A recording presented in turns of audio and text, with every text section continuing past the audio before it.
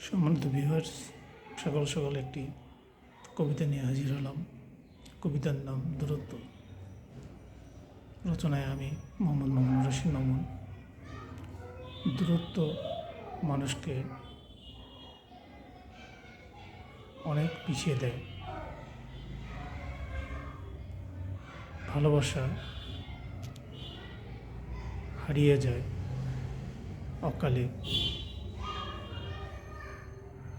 আপনজনদেরকে দূরত্বের বোঝা বইতে হয় অনেক দিন।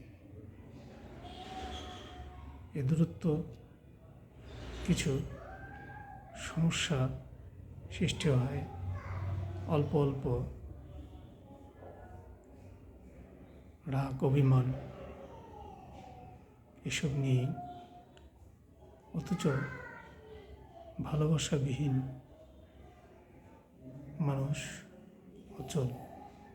দূরত্বের অবসান হোক,